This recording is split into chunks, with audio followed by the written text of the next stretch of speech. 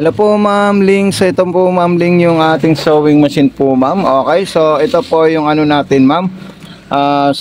Sinulid natin. Dito po natin yan ilalagay po Ma'am. At kung kayo po ay may mga katanungan about sa sewing machine po Ma'am, huwag po kayo mahihiya mag-message sa atin Ma'am. Unang-unang ano po natin, mayroon tayong pa freebies. At mayroon din po tayong mga transformer. Ito po siya Ma'am. Ito po isasaksak natin. At itong wire natin Ma'am, galing sa makina, dito po natin siya Ma'am isasaksak. Okay? At ito naman po ay isasaksak natin sa regular outlet natin Ma'am. So ayan, meron na po siyang power po Ma'am. So ang gagawin natin dyan Ma'am, tayo po ay maglalagay ng bobbin sa ilalim. So pwede po natin yan tanggalin Ma'am. Ito po siya. Ayan. Okay? So ayan. So ito po yung bobbin natin Ma'am. At kung tayo po ay magpupundo ng sinulid po Ma'am Ling, so napakadali lang po yan. Dahil ito ilalagay natin dito. Ayan. Okay. Tutulak natin dyan. Pipindutin natin ito. So ayun po siya Ma'am. Nagre-refill na po siya ng sinulid. Ayan. Okay. Tapos ang gagawin natin dyan, ilalagay natin dito sa bobbing yung ano natin, winder natin Ma'am. Ayan po yung bobbing natin. Ituturo po natin sa'yo. Ma'am Ling, ito po yung ano natin Ma'am. Ilalagay natin dito yan. Okay. Tapos sumunod po dyan Ma'am is papasok natin dito siya Ma'am. Ayan. Okay, so tayo po ay maglalagay ng sinulid sa itaas. Kailangan po nakataas po yung pressure foot natin Ma'am. Okay, so ayan po siya Ma'am. Then didiretso natin dito. Kailangan maipit dito Ma'am. Pumasok po siya. Ayan. Tapos dito naman may hook po dyan pag inikot natin yan Ma'am. Ayan, okay. Dire-diretso po siya dito. Tapos dito naman po Ma'am. Ayan. Tapos ipapasok natin yan sa butas ng karayom po Ma'am. Okay, diretso sa butas ng karayom po siya Ma'am. Ayan.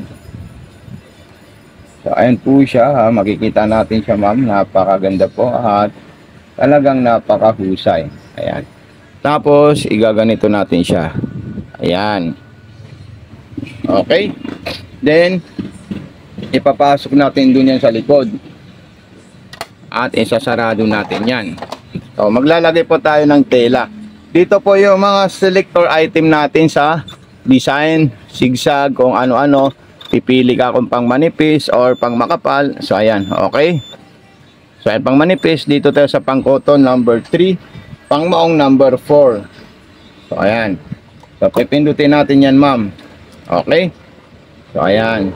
Makikita niyo po siya Ma'am. Talagang napaka husay ng sewing machine po nito Ma'am.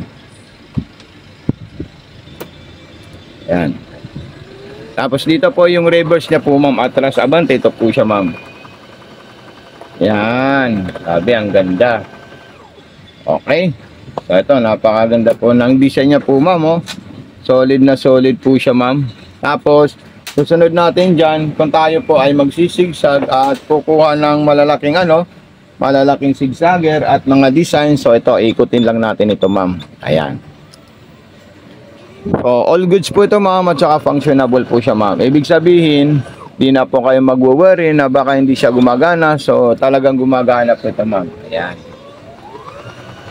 Ang ganda ng takbo niya po Ma'am. Napaka-smooth at napaka-perfect. Ayan. So ipakita natin kay Ma'am Ling. Ito na po siya Ma'am. Ganda. Okay. Tapos sunod natin dito is gagawa tayo ng mga aging, pang piping, kung ano-ano. So ayan. Ganda talaga nito Ma'am. Ayan. So basta pag may katanungan po kayo Ma'am, huwag po kayo mahihiya mag-message sa amin po Ma'am. Okay? So ayan. Yun, ang ganda oh. Talagang ginagawa niya talaga yung design na ipapagawa natin sa kanya po Ma'am. Yan. Okay. So perfect po siya Ma'am gumawa ng design. Okay po Ma'am Ling. So ayan po yung sewing machine natin. Kailangan natin isi-center point yung bawat design na papagawa natin sa kanya Ma'am. At meron po tayong threading system sa itaas. Okay. So maraming salamat kay Ma'am Ling dito sa ating sewing machine sa pag-check out sa ating shop. Any concern, wag po kayo mahihiya mag-message sa akin po Ma'am. So okay.